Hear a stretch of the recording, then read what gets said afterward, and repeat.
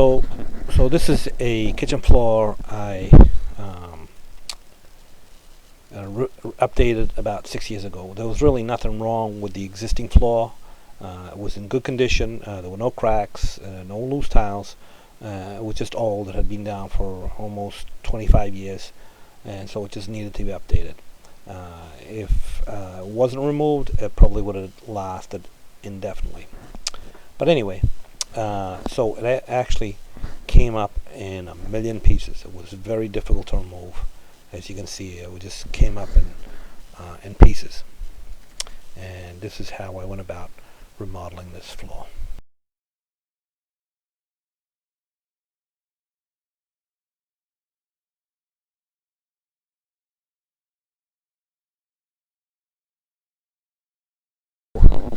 Obviously, the first step after removing all the tile is clean and vacuum and remove all dust and debris. So normally when I install Ditra, I cut all the Ditra in without cementing it down. Just have all the pieces in place ready to install. Once I have all my Ditra cut in, then it's time to cement it down. And the way I usually do it is I'll roll back on one side, spread some thin set. In this case, it's a polymer modified thin set. So I spread the thin set, roll the Ditra into it, smooth it off with a steel trowel or a wooden trowel, or even a piece of 2x4. You just want to make sure you push it into the thin set. Roll back the other side, and do the same thing until it's all installed. The new floor is a porcelain tile with a border made of a natural stone, and the field tile is on a diagonal, and obviously the border is just going straight all the way around, following all the contour of the kitchen. Now, layout is extremely important when you're doing something like this. So what I usually do is I end up dry laying quite a bit of the tile to make sure everything works out, take a lot of measurements, and then once I'm satisfied that it's going to work, I start cementing it down. When you install tile on Ditra, you always use an unmodified thin set. You actually use a premium unmodified thin set. Don't buy the cheap stuff. How am I achieving this border? So what I'm actually doing is I am cutting the field tile a set distance away from the wall, and then I place my border tile in, making sure everything is straight, and then I cut the piece of field tile parallel to the border up against the wall. So in this kitchen there are a lot of ins and outs and corners. So if you can't maintain that set distance away from the wall, then you can modify it a little bit if you have to, just to make it look right. But if you do that, most of the time you want to try and do that where it's not going to be as noticeable, like under a toe kick or somewhere where it's going to be a little bit hidden. But it's always better to have not to have slivers anywhere. So anyway, you might have to modify your plan.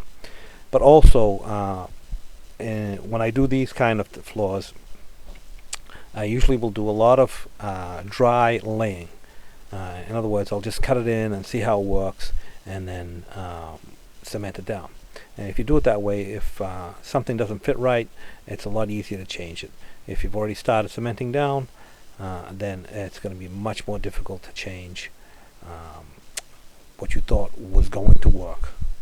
And so this is basically how I install this floor. A lot of dry laying and a lot of cutting. Once it's all said and done and you've got all your tiles down, it should look, well in this case, it should look something like what you see here. And then the only thing left is grout. And as you notice, there's no baseboard around here. So what I actually did on this floor was I installed a baseboard made out of the same tile and capped the top off with a Schluter metal, just to finish off the floor. Or once you've got your floor completely installed, you let it set, and then it's going to be time to grout. And I pushed all the appliances back and grouted where they went. And once the floor is grouted, if you do a grout color that is similar to the tile, all the colors of the tile will come out, and the border becomes much more subtle. If you use a contrasting grout, then the border is going to stand out a lot more, and the grout lines will stand out a lot more.